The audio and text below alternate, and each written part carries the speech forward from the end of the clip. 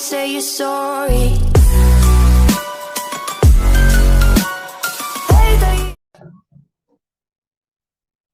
Halo Bang, selamat sore. Kami dari kelompok 1. Di sini kami beranggotakan saya sendiri Jonathan dan teman saya Rico, juga Haikal. Di sini kami juga akan mempresentasikan proyek kami, di mana proyek kami ini bertujuan untuk memproses data yang kami dapatkan dari Kaggle menggunakan Google Colab. Judul dataset yang kami gunakan adalah Gaji Industri Software India. Tanpa basa-basi, langsung saja kami akan memulai presentasinya. Nah, di sini seperti yang saya bilang tadi, anggota kelompok ada Haikal, Rico, dan Jonathan. Untuk pendahuluannya, di sini sudah saya jelaskan juga. Agenda yang bakal kami jelaskan itu ada penjelasan Google Colab-nya, latar belakang pengambilan dataset, juga penjelasan proyeknya. Pertama itu, supaya kita tahu apa itu Google Colab, saya akan menjelaskan. Google Colab atau Google Collaboratory adalah layanan gratis dari Google yang menyediakan lingkungan Jupyter Notebook berbasis Cloud. Layanan ini memungkinkan pengguna untuk menulis, menjalankan, dan berbagi kode Python langsung dari awal peramban web tanpa memerlukan konfigurasi awal. Google Colab mendukung penggunaan GPU dan TPU yang sangat berguna untuk tugas-tugas yang memerlukan daya komputasi tinggi, seperti pembelajaran mesin dan analisis data. Selain itu, pengguna dapat mengakses dan menyimpan file di Google Drive, mempermudah kolaborasi dan integrasi dengan berbagai sumber data. Akan dilanjutkan oleh teman saya, Haikal.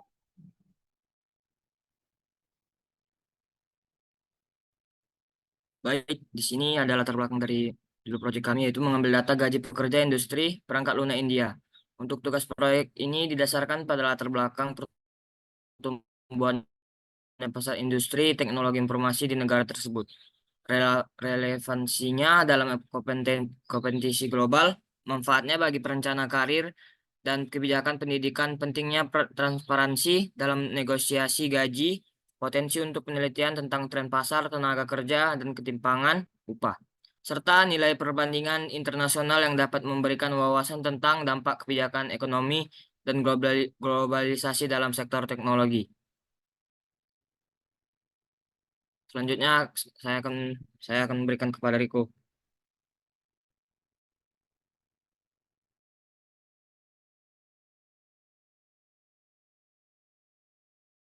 Selanjutnya Jonathan.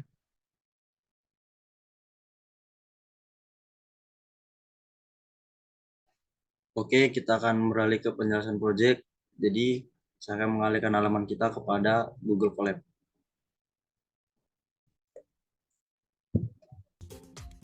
Oke, di sini inilah gambaran dari proyek yang sudah kami kerjakan, sudah kami pahami, yang sudah kami cleansing dan filtering. Sini kami akan menjelaskan satu persatu dari kode dan hasil outputnya itu. Oke, yang pertama ada import Panda SPD dan import NumPy SNPD.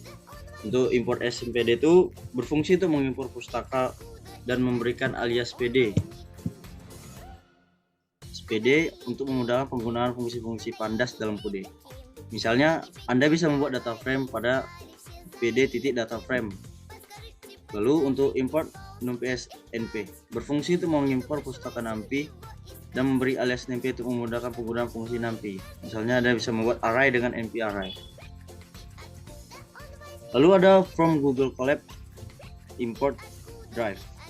Di sini baris ini berfungsi untuk mengimpor modul drive dari pustaka Google. Modul ini menyediakan fungsi untuk mengolah Google langsung dari notebook Colab.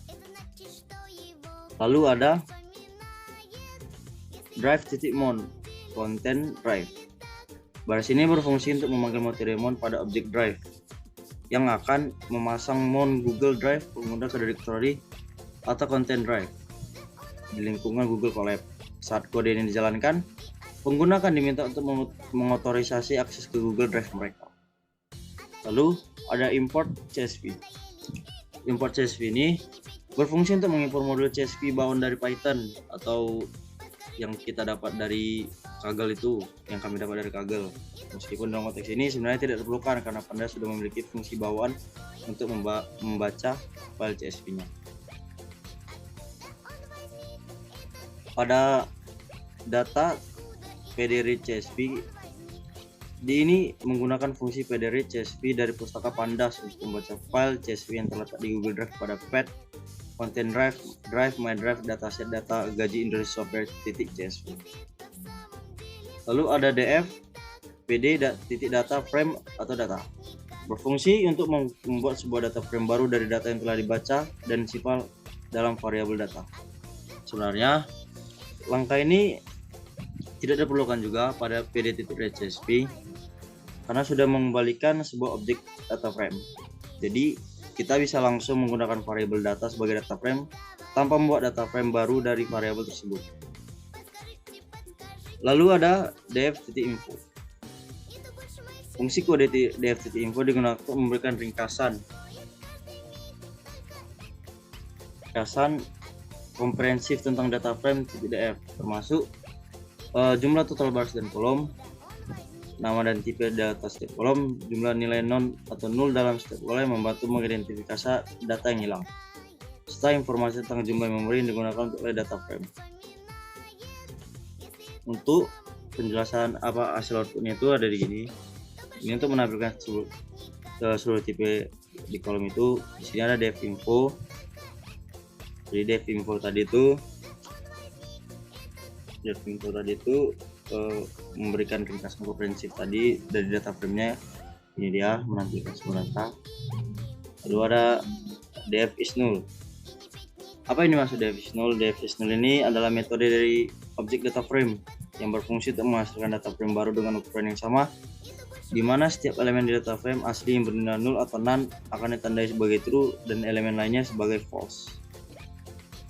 Di setiap ada data kosong yang ada di data kami itu, data gaji software itu akan ditampilkan di sini. Sini ada rating, company, job title dan lain-lainnya. Lalu untuk soal nomor 3 itu ada tampilan 3 data awal. Dan 3 data awal itu kami menggunakan df head. Kenapa? Karena digunakan untuk menampilkan beberapa baris pertama data frame Pandas. Kenapa ini ada 5? Karena sebenarnya dalam df.head ini dalam kurung itu sebenarnya 5. Kalau mau lebih ya tinggal ditambah aja angkanya di sini di dalam kurung ini. Jadi sesuai aturannya, maka yang ditampilkan itu hanya 5 saja. Lalu tampilkan 5 data akhir. Kami menggunakan kode df.tail. Kenapa kami menggunakan kode ini?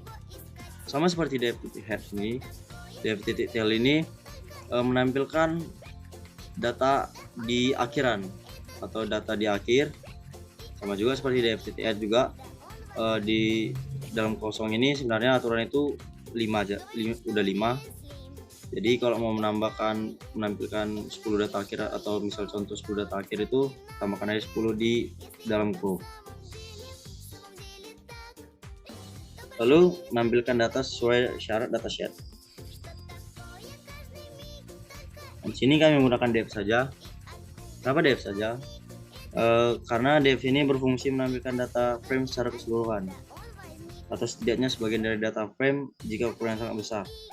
Hal ini memberikan cara untuk melihat isi data frame, termasuk nama dan kolom beberapa baris data. Seperti yang kita lihat, ini adalah keseluruhan dari seluruh data yang kami buat. Ada rating, ada company name, ada job title, salary reported, location, employment station, dan job rules sesuai syarat dari dataset. Oke, untuk selanjutnya di sini ada cleansing data. Saya akan memberikan kesempatan untuk teman saya Riko untuk menjelaskan dengan cleansing data ini. Silakan Riko.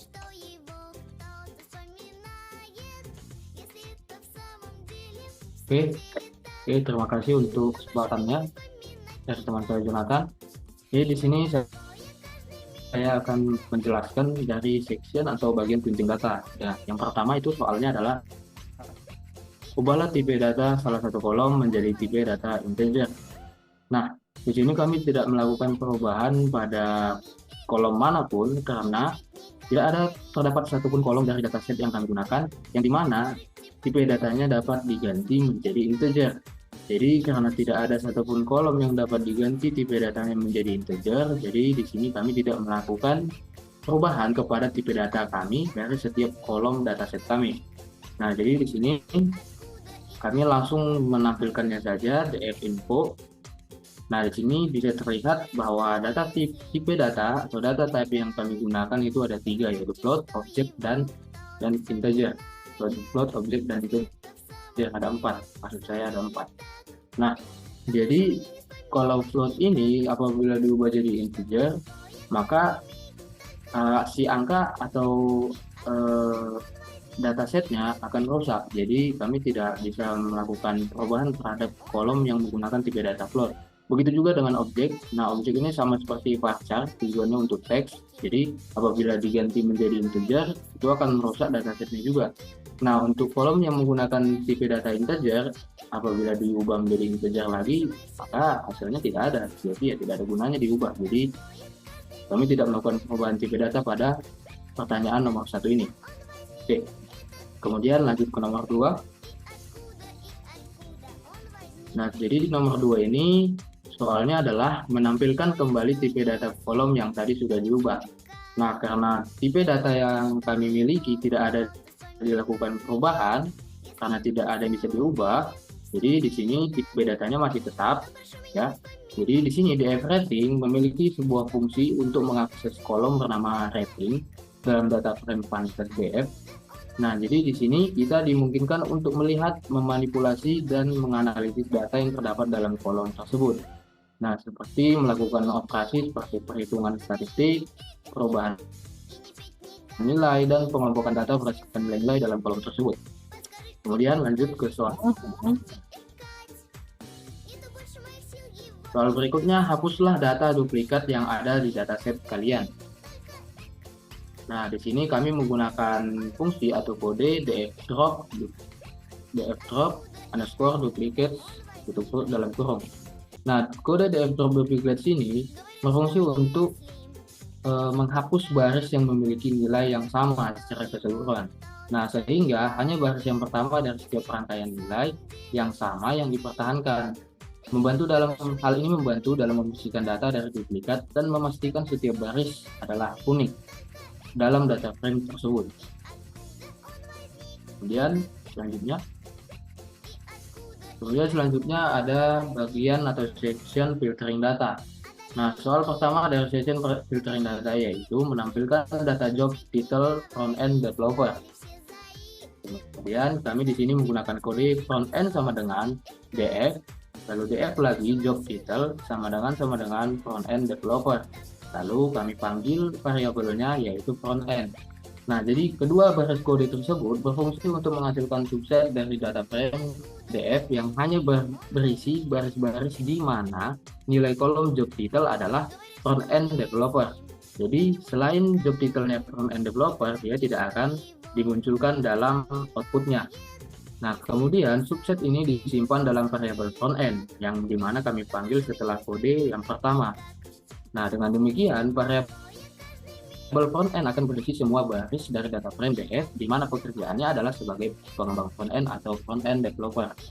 Lanjut ke soal berikutnya. Kemudian menampilkan data salary 300.000 hingga 1 juta. Nah, di sini kami menggunakan baris kode yang pertama yaitu filter data sama dengan df salary lebih besar atau sama dengan 300.000 dan data salary lebih kecil atau sama dengan 1 juta. Kemudian kami panggil variabelnya yaitu filter data. Nah, kedua baris kode tersebut berfungsi untuk menghasilkan subset dari data frame df yang memenuhi dua kondisi.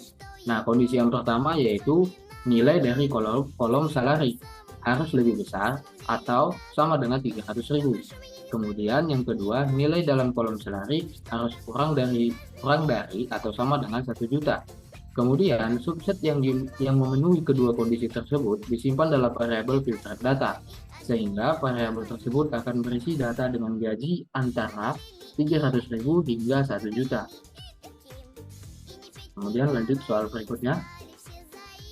Soal berikutnya adalah menampilkan apakah ada jumlah data yang hilang pada employment status. Nah, di sini kami menggunakan baris kode yang pertama, yaitu missing data count sama dengan data employment status is null sum. Kemudian kami panggil variabelnya missing data count. Nah, kode tersebut pertama-tama menggunakan metode is null, tujuannya untuk mengidentifikasi nilai yang hilang.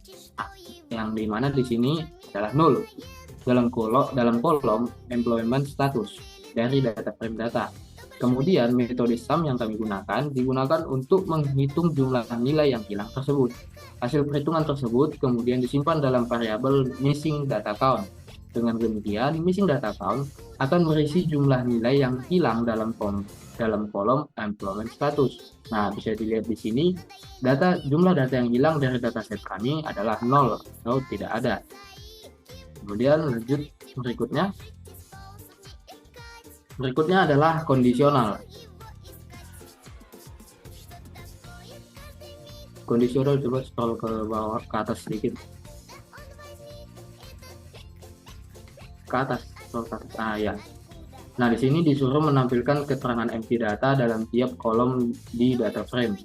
Yang dimana apabila kondisinya true berarti terdapat data yang kosong atau empty data. Begitu juga sebaliknya, apabila kondisinya false berarti tidak ada empty data atau tidak ada data yang kosong. Nah, di sini kami menggunakan kode df isna. Nah, kode df isna ini berfungsi untuk menghasilkan data frame baru yang memiliki struktur yang sama dengan data frame df. Tapi tiap sel di dalamnya akan berisi true jika nilainya adalah none, atau kepanjangan none itu not a number atau null. Jadi jika false maka nilainya valid. Nah, dengan kata lain, hal ini memberikan tampilan boolean yang menunjukkan di mana nilai-nilai yang hilang terletak dalam data frame df. Nah, bisa dilihat dari output yang sudah dihasilkan dari kode df isna, di sini sudah terdapat false. Nah, di sini bisa dilihat mulai dari data pertama hingga data terakhir itu semuanya kondisinya adalah false. Otomatis kesimpulannya adalah tidak ada data empty atau tidak ada data yang kosong karena kondisinya adalah false, bukan true. Oke. Kemudian selanjutnya adalah function. Nah, di sini function akan dijelaskan oleh teman saya, yaitu Haikal. Silakan Haikal. Baik, terima kasih teman saya Riko atas kesempatannya. Sini saya akan menjelaskan function, yaitu dengan soal buatlah satu contoh pengaplikasian function kondisional. Kami menggunakan code yaitu def kategoris underscore salary, buka kurung salary, if salary lebih kecil 50.000, return low, elif 50.000 dengan salary 1 juta, return mid, lalu elif salary lebih besar sama dengan 1 juta, return high. Lalu kami memanggilnya lagi dengan menggunakan df, yaitu salary underscore kategoris sama dengan df salary titik apply kategoris underscore salary. Lalu kami memanggilkannya dengan df lagi. Nah, kode tersebut mendefinisikan sebuah fungsi yang bernama kategoris salary. Salary yang mengambil satu parameter yaitu salary. Fungsi ini mengkategorikan gaji ke dalam 3 kategori berdasarkan nilai gaji yang diterima. Jika salary kurang dari 500.000, kategori gaji akan menjadi low. Jika salary berada di antara 500.000 hingga kurang dari 1 juta, kategori gaji ini akan menjadi mid, dan salary sama dengan atau lebih besar dari 1 juta. Kategori gaji ini akan menjadi high. Nah, kemudian kode menambahkan kolom baru ke data frame df dengan nama salary underscore kategoris. Kolom ini diisi dengan kategori gaji yang sesuai untuk setiap entry gaji dalam kolom salary. Menggunakan fungsi kategoris underscore salary yang diterapkan pada setiap gaji dan dalam kolom salary. Menggunakan metode apply, akhirnya data frame df yang telah diperbarui ditampilkan kembali. Dengan demikian, data frame df ini akan memiliki kolom baru salary underscore yang berisi kategori gaji untuk setiap entry dalam kolom salary. Baik, selanjutnya saya akan menjelaskan itu metode visualisasi. Bisa scroll ke bawah, Jonathan.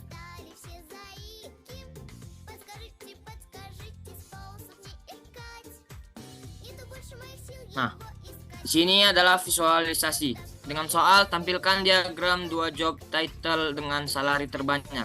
Di sini kami menggunakan fungsi atau kode yaitu jobs underscore title df job kurung kurawal job title. Lalu kami memanggilnya lagi kedua kali dengan job underscore title. Nah, kode ini tersebut membuat variabel job underscore title yang berisi kolom job title dari data frame df. Kemudian variabel job title ini ditampilkan yang akan menghasilkan output berupa daftar job titles yang terdapat di dalam data frame df. Dengan demikian, langkah-langkah ini memungkinkan Anda memungkinkan kita untuk mengakses dan menampilkan kolom job title dari data frame df. Nah, berikut adalah outputnya. Lalu selanjutnya kami memanggilnya lagi dengan df.info buka kurung dan tutup kurung. Nah, kode ini lalu ada kode yang lain, kami memanggil lagi dengan sorted df sama dengan df.sort values by salary ascending sama dengan false. Job underscore title salary sama dengan sorted underscore df titik log job title salary. Lalu top 2 gak salary sama dengan job underscore title underscore salary dot head. Lalu top 2 underscore salary. Nah, kode tersebut melakukan serangkaian operasi pada data frame df. df.info ini di sini berfungsi untuk informasi tentang data frame df termasuk jumlah entry, jumlah kolom, tipe data setiap kolom, dan jumlah nilai non-null setiap kolom ini. Membantu untuk mendapatkan pemahaman umum tentang struktur dan data isi data frame. Lalu sorted underscore df sama dengan df.sort underscore values by salary ascending sama dengan false. Kode ini berfungsi untuk mengurutkan data frame df berdasarkan nilai dalam kolom salary secara menurun dari nilai tertinggi hingga ke rendah dan menyimpannya dalam data frame yang baru yang disebut dengan sorted underscore df. Dengan demikian, data frame sorted underscore df ini akan berisi entry yang diurutkan berdasarkan gaji dengan gaji tertinggi di bagian paling atas. Lalu berikutnya adalah job sama underscore titles underscore salary sama dengan sorted underscore df dot log job title salary. Berfungsi untuk mengambil subset data frame sorted underscore df yang hanya berisi kolom job title dan salary. Kemudian menyimpannya dalam variabel job underscore title underscore salary. Ini menghasilkan data frame yang hanya berisi informasi tentang judul pekerjaan dan gaji, tetapi diurutkan berdasarkan gaji tertinggi. Berikut adalah outputnya. Baik, sekian saya akan berikan kepada Jonathan. Baik, Jo, kurang ke bawah untuk melihat outputnya dulu, Jo. Nah, ini berikut adalah diagramnya. Baik, sekian. Silakan Jonathan. Yang bagian ininya belum tadi. Yang bagian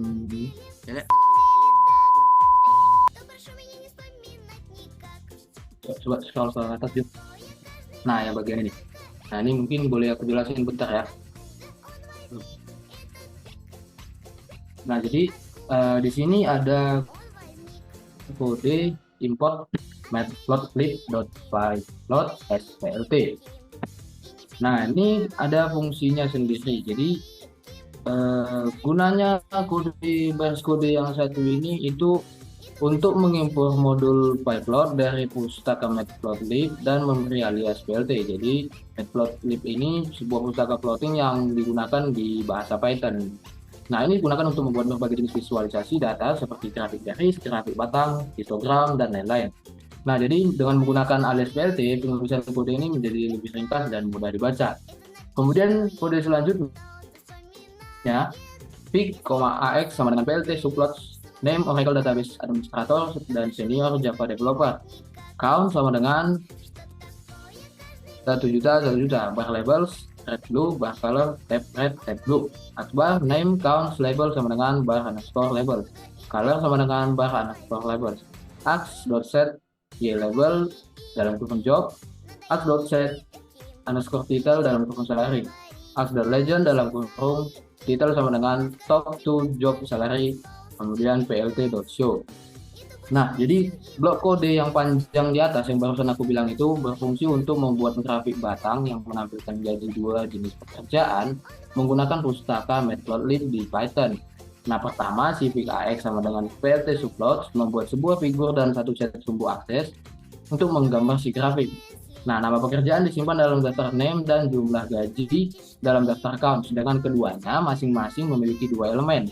Nah, warna dan label untuk batang disimpan dalam dalam daftar bar color sama bar label.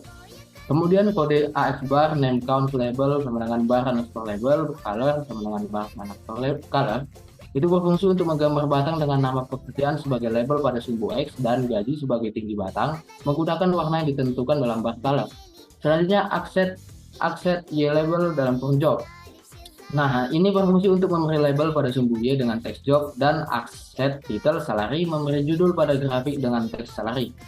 Nah, lalu si AX Legend title sama dengan top 2 job salary ini itu berfungsi untuk menambahkan legenda dengan judul. Nah, jadi itu untuk menambahkan judul yang di sini judulnya adalah top 2 job salary yang menjelaskan warna dari setiap batangnya. Nah, terakhir PLT show. Ini kode yang terakhir ini berfungsi untuk menampilkan grafik tersebut yang bisa dilihat pada layar ya. Nah, jadi di grafik batang ini adalah dua grafik dari dua pekerjaan yaitu Oracle Database Administrator dan Senior Java Developer. Oke, mungkin segitu aja penjelasannya. Saya kembalikan ke moderatornya. Terima kasih. Oke, mungkin sekian dari hasil presentasi proyek kami. Mungkin banyak kesalahan dalam pembacaan kode atau dalam penjelasan kami yang kurang jelas. Mohon dimaafkan karena kami juga masih belajar. Saya akan tutup presentasi kami ini. Sekian dan terima kasih.